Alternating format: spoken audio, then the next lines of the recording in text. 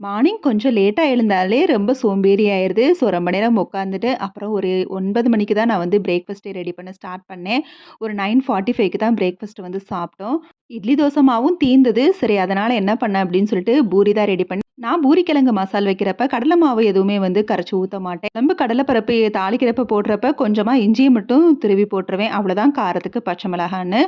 சாப்பிட்டு இருந்த பாத்திரத்தலாம் வாஷ் பண்ணிட்டேன். ஏன்னா நைட்டும் வந்து வாஷ் பண்ணாமலே வந்து படுத்தாச்சு. ஸோ நெறைய பாத்திரம் இருந்தது. அத வாஷ் பண்ணி முடிச்சுட்டு, அப்புறம் ரீஃபில் பண்ண வேண்டியது எதாவது இருக்குதான்னு பார்த்து செக் பண்ணிட்டு, அதையும் வந்து ரீஃபில் பண்ணிட்டு, கிராசரி ஏதாவது தீர்ந்திருக்கான்னு சொல்லி அந்த பாக்ஸையும் வந்து கழுவி வச்சாச்சு. கழுவிட்டு கொஞ்சம் கிச்சன்ல வந்து ஏதாவது கிளீன் பண்ண வேண்டியது. ஏன்னா, இப்ப ஒரு எறும்பு தொல்லை அதிகமா இருக்குது. இந்த மாரி அடிக்கடி கிளீன் பண்ணா தான் கொஞ்சம் வந்து நீட்டா வந்து மெயின்டெயின் ஆகுது. அப்புறம் ஃப்ரிட்ஜ் வந்து டீப் கிளீனிங் பண்ணி ரொம்ப நாள் ஆகுது. சும்மா மேலோட்டமா தான் கிளீன் பண்ணிட்டு இருந்தேன். டைமே கிடைக்காதனால.